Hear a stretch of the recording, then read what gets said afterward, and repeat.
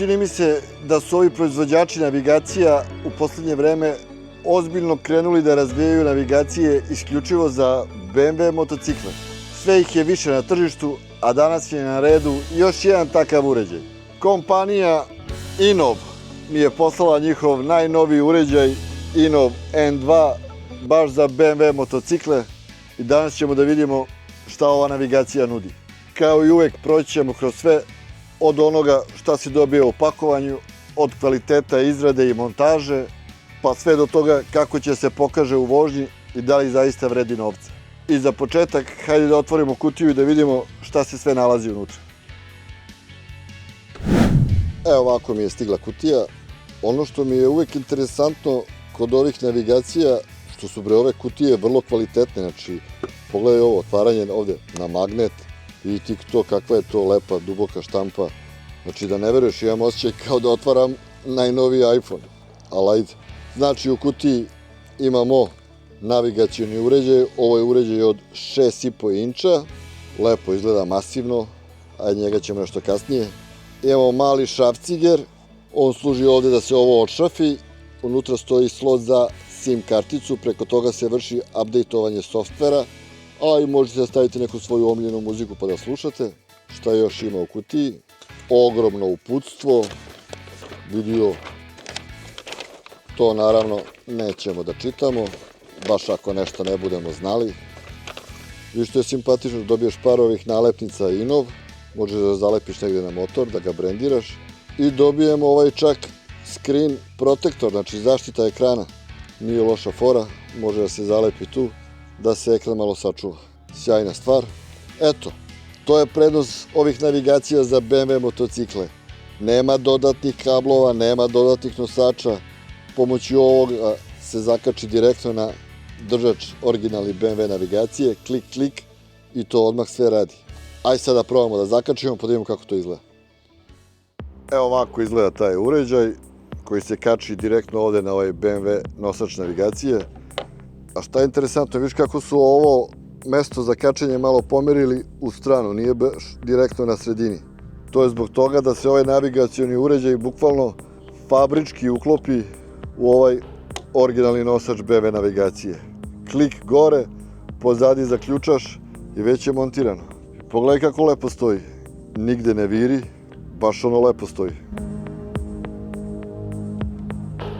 E sad, jedino što primećujem nije ono na sredini vizira. Viš kako ovaj držač skoro ga dodiruje, a ovde koliko ima mesta, ali to mislim da nema veze, nema nikakvog efekta. Bitno je da je navigacioni uređaj ušao bukvalno kao fabrički. Gledaj kako lepo stoji. E sad, kad je montaža gotova, klik, klik, nikad lakše, dovoljno je da damo kontakt i evo, navigacioni uređaj se već startuje. To je ta prednost kod BMW motocikala. Što lepo izgleda ovaj početni ekran. Pogledaj, baš ono moćno izgleda kao da vozim 1250. Odmah je preuzeo moju totalnu kilometražu. Ugao obaranja, vidjet ćemo da li to radi. Temperatura motora, znači nije spoljna, piše water temperatura. I punjenje akumulatora, menjač u kojoj je brzini, pritisak guma. Obrtaj verovatno i ovo je verovatno brzina kojom se krećemo. Naravno da i ovaj navigacioni uređaj podržava ovaj BMW joystick. Ajde da vidimo dalje. Kada kliknem desno, tek sad sam ušao u meni za povezivanje. Da vidimo šta je ovde. I ovaj uređaj ima automatsko osvetljenje. Znači možeš da ga smanjiš, možeš da ga pojačaš. Evo sad kad stavim na auto, vidi kako se pojačava sam. To je ono kad uđeš u tunel da ti se zatami lagano ekran, da ti ne smeta očima. Kad izađeš iz tunela da se ponovo pojača osvetljenje. Trenutno ću da ugasim auto i stavit ću ga na najjače. Da vidimo settings, jezici, engleski ok, datum, nije 23. godina nego je 26. Šta je ovo, su verovatno meseci. Ništa, neću to da diram, a vidjet ću kad budem povezao telefon da li će automatski da pronađe datum. Factory reseng, jedinici da bude u kilometrima, Celzijusima i u barima, to mi sve odgovara. I ovde je koja je verzija softvera. Dobro, to me ne interesuje. Interesuje me da li radi preko ovog joysticka sve to. Da, evo uđem u settings i sad mogu da selektujem šta me interesuje.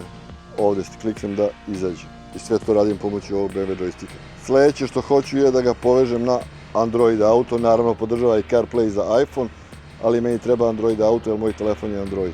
Kliknem tu, izašao je Bluetooth name, sad da uzem telefon, spustim dole Bluetooth, on skenira, evo skeniram uređaj, evo ga, dostupan je novi uređaj, Innov N2, uparivanje, da vidimo šta će da kaže, zahtjev za uparivanje, upari i jel se nešto dešava?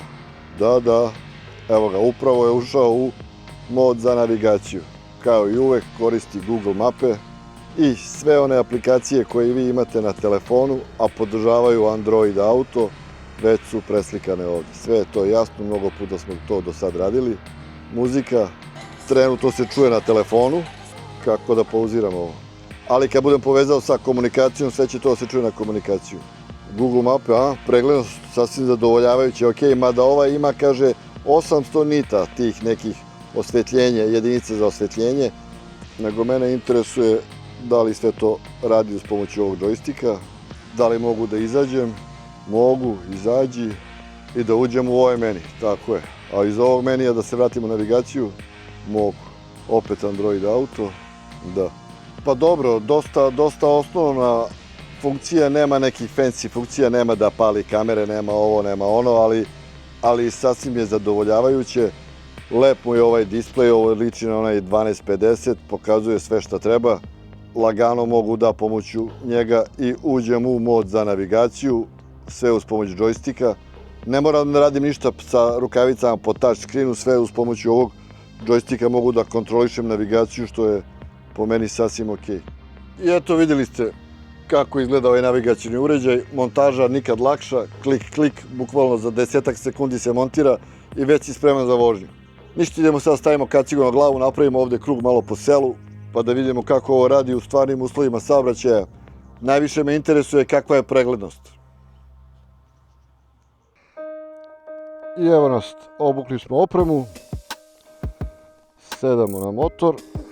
Znači ono povezivanje preko Bluetootha dovoljno je samo prvi put, sljedeći put dovoljno daš kontakt, sačekaš malo i navigacija bi trebala sama da se poveže sa telefonom automatski i da se aktivira.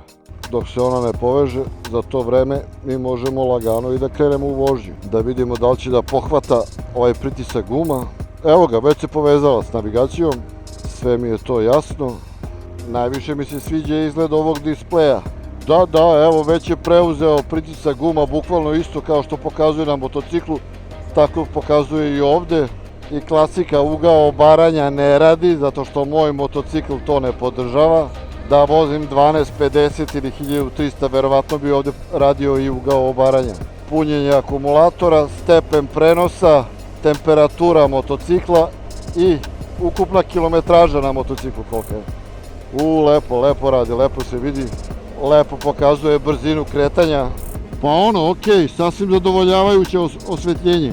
Ne znam koliko kroz kameru to možda se vidi, ali ja kroz kacigu sasvim lepo sve ovo vidim. I baš mi se sviđa izgled ovog displeja. Da vidim kako bi ušao u mod za navigaciju pomoću džojstika. Pa da, bez problema. Uopšte ne moraš da pipkaš ekran da bi promenio izgled navigacije. Evo sad je sunce bukvalno iza mene, onako. Osvetljenje moglo bi da bude malo jače, ali može da prođe i ovo, nije toliko strašno. Kad pustim muziku, naravno čuje se ovde kod mene u komunikaciji, to nije nikakav problem. Ovde ima čak i još neka zaštitna folija, možda kad bi se ona skinula, možda bi još bolje bilo to osvetljenje. Ponovo ću ući u ovaj meni mi se najviše sviđa. Više ova plava linija ovde, kako odšrafiš gas, tako ona skače koliko si gasa dao, što je simpatično. I kada poznaješ put, držiš ovako ovaj displej i super je za vožnju. Sad jedino ne znam što ovde od 7000 već počinje crveno. Meni na motociklu je od 9000 crveno. Na 1250 kad se motor zagreje, kad postigne radnu temperaturu, to se povećava. Ovde ne znam da li je to tako. Ali super se uklopila, znači bukvalno kao originalna navigacija. Lepo je ušla u ovaj držač, nigdje ne viri, nigdje ne štrči. Baš ono lepo izgleda. Evo, stepen prenosa, druga brzina, treća, viš kako to lepo odmah reaguje, četvrta, nema nikakvog kašnjenja. minimalistički, nema neke fancy dodatke da možeš da kontrolišeš kameru, ne znam, ili da možeš da prikačiš kameru da snimaš put. Ništa od toga nema, ali za neku vožnju normalnu, za navigaciju je ekstra. Da te odvede od tačke A do tačke B, ništa ti više i ne treba. Ma da bre, preglednost je super, lepo se vidi, pogledaj. Lepe su boje, bukvalno imam displej od 1250. I sjajna stvar je sa ovog displeja, mogu vrlo lako, bez diranja ekrana, da pređem u mod za navigaciju. Ništa ti više i ne treba. I sad pratiš navigaciju. Kad hoćeš da izađeš iz navigacije, ponovo da uđeš u ovaj displej, možeš i to. Kada znaš put, koristiš ovaj displej. Lepo, nema šta. Ako, neka se ovi proizvođači navigacije utrkuju ko će bolju, ko će lepšu, ko će jeftiniju navigaciju da je proizvede za BMW motocikle. Ja lično nemam ništa protiv toga. Krivo mi je jedino što ne radi ovaj ugao obaranja, ali ajde, to nije do navigacije, to je do mog motocikla. Ništa, idemo nazad u dvorište da damo završnu misao. I eto, to bi bilo to što se tiče današnjeg testa i recenzije ove navigacije Innov N2 koja je baš i samo za BMW motocikle.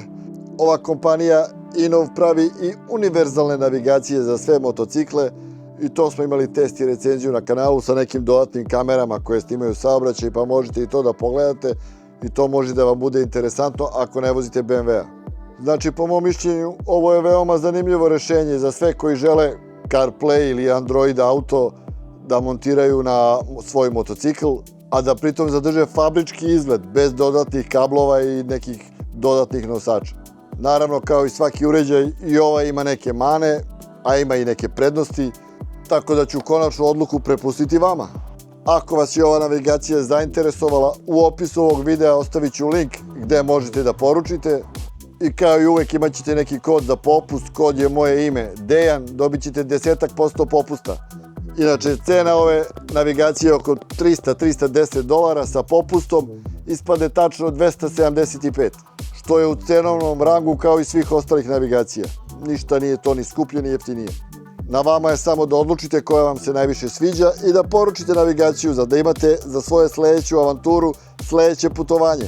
Ako vam je ovaj video bio koristan, bacite neki like, zapratite kanal i uključite ono malo zvonce kako ne biste propustili naše sledeće avanture, jer još mnogo toga vam pripremamo. Hvala na gledanju i vidimo se u sledećem videu. A do tada želim vam mnogo bezbednih kilometara i lepu vožnju. Gledamo se. Ćao!